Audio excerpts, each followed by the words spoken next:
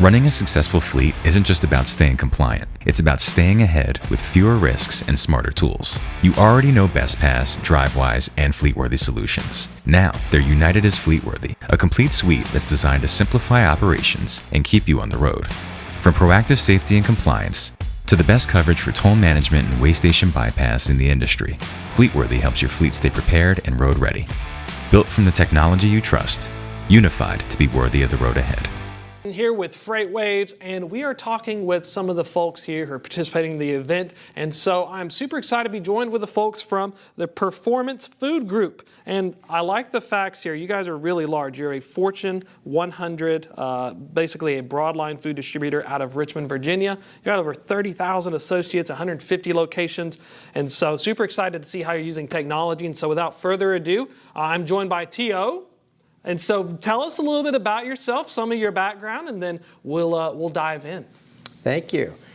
Yes, T.O., Tom Olitsky, VP of Safety for Performance Food Group out of Richmond, Virginia, Fortune 80 as of this year. So growing by the day.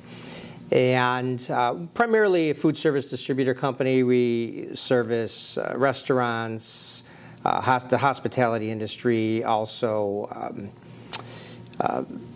popcorn within movie theaters, office coffee, and convenience store goods. A little bit of manufacturing, and we have about 11,000 trucks and as many drivers across over 150 locations throughout the United States, Canada, Mexico City, and now Puerto Rico. Congratulations, by the way, the Fortune 82. I mean, that's a lot of trucks, that's a lot of deliveries, and so you've got to imagine trying to wrangle all of those. It's not easy. Trying to stay on the same platform also. We're highly an acquisition company, so we brought on different pieces of business over time. Sometimes people have had cameras, many times they haven't. So you have to manage taking our network and trying to stay very structured with how we're implementing the program, and then you introduce a whole other company that doesn't have any cameras. And you have to treat them entirely differently because it's an entirely different journey than someone who is established, like the majority of Performance Food Group, who has been on cameras for 15 plus years, Samsara for the last 4. Oh, wow. And we're thinking about that. You actually had a really cool session earlier talking distracted driving with technology. And so I can imagine that going fleets that are coming in, being brought on.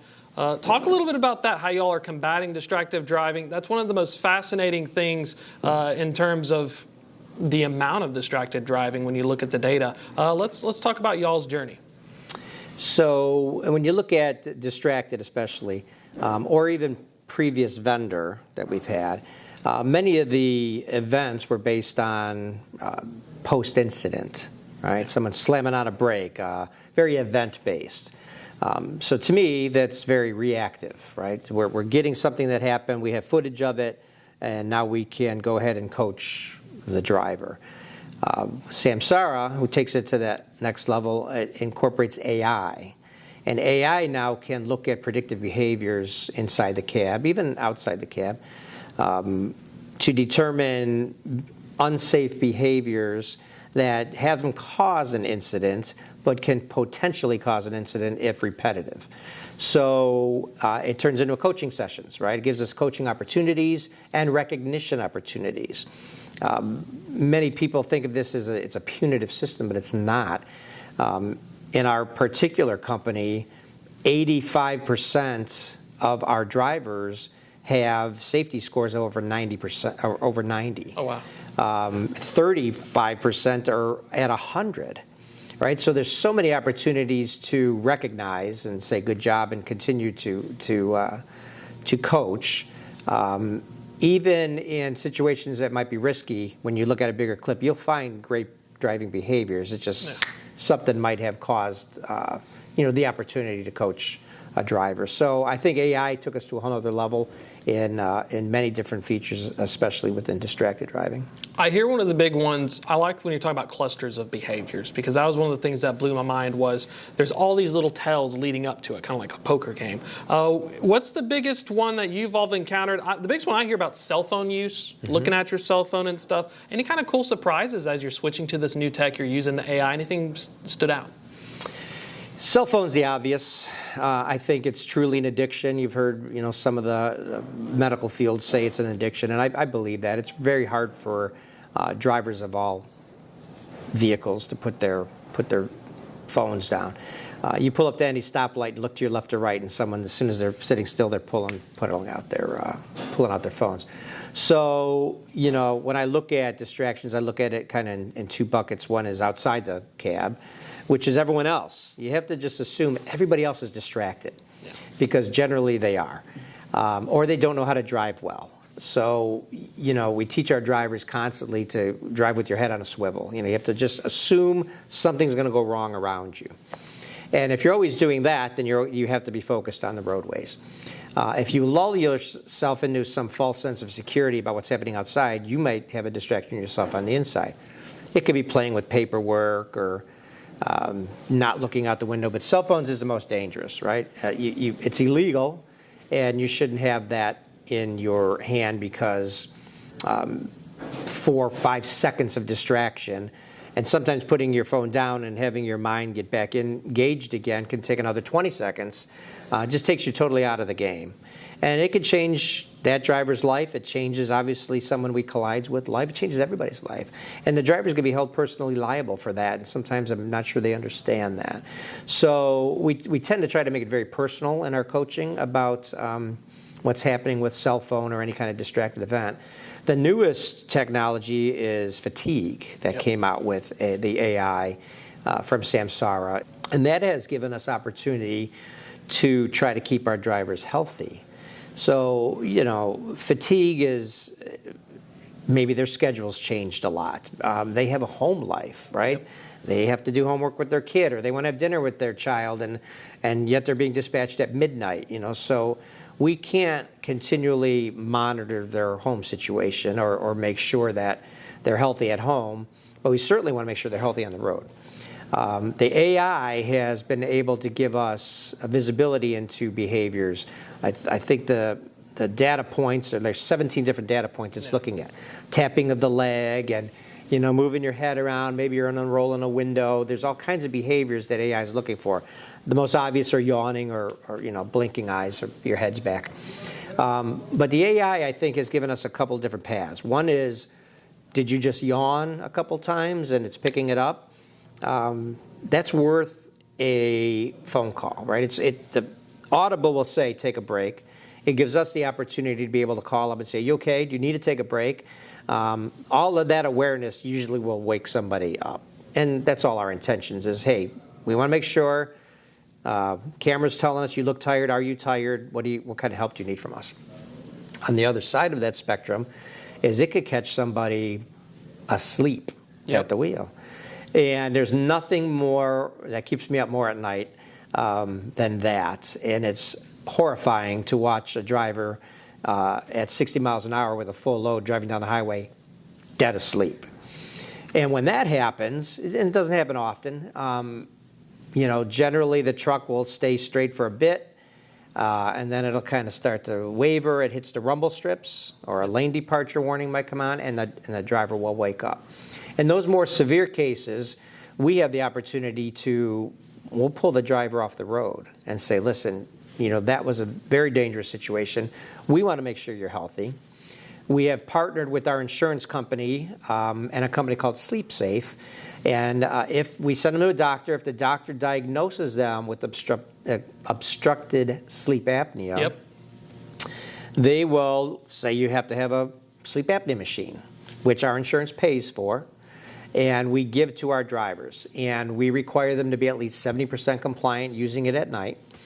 And since, I would say, January through April of this year, which was the stats I was looking at, we had 6 different instances of drivers that were fatigued enough that we pulled them up from the road and sent them to a doctor.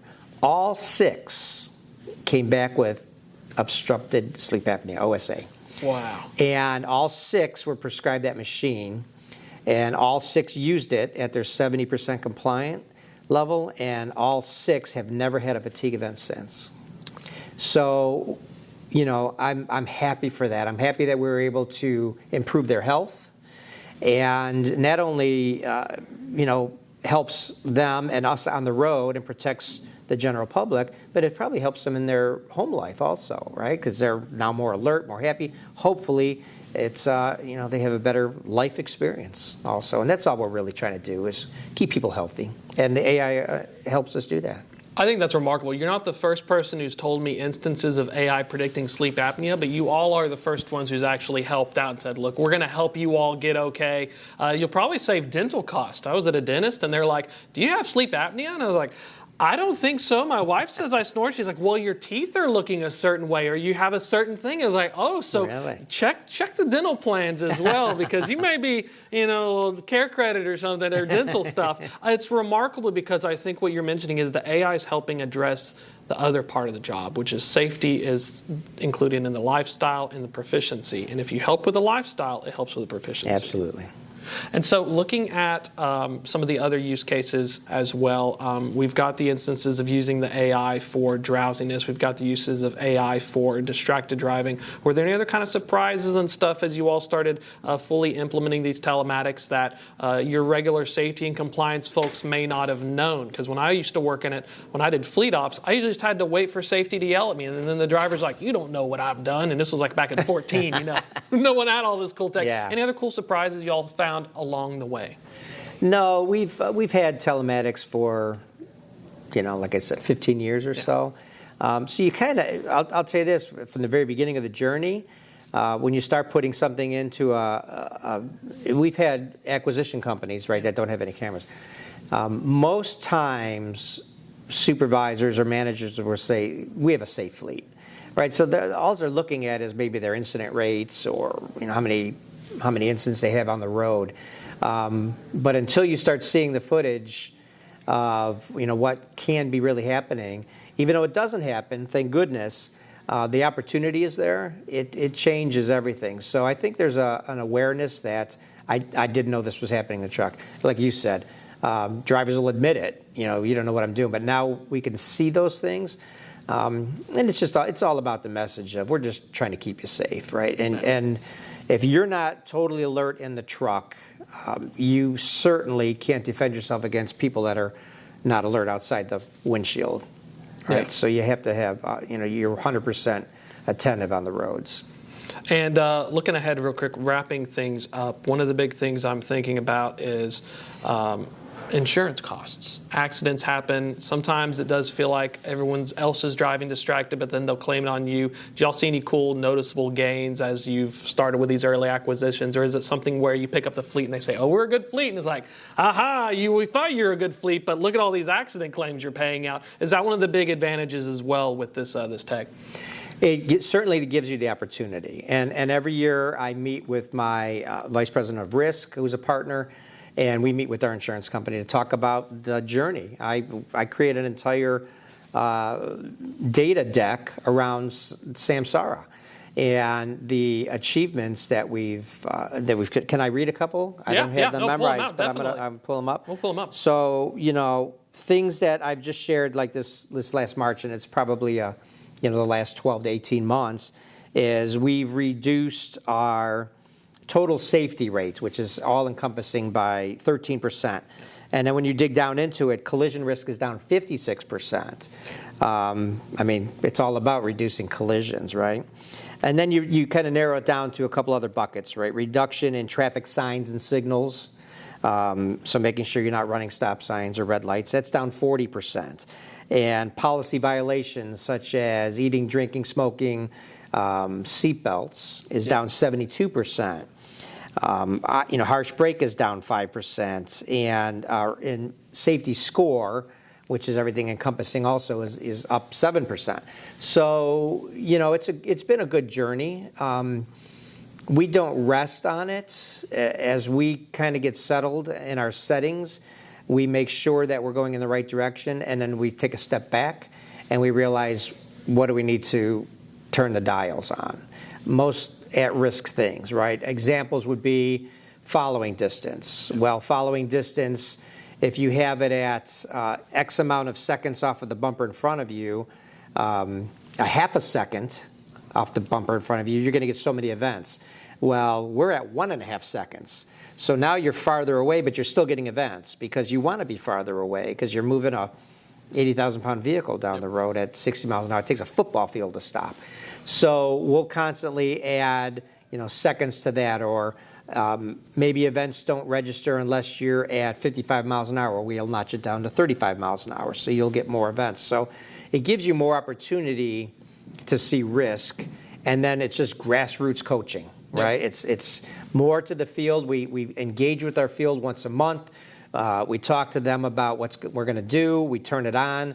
We look at a 90-day run to make sure it's working. Smoke kind of clears, and we go on to the next thing.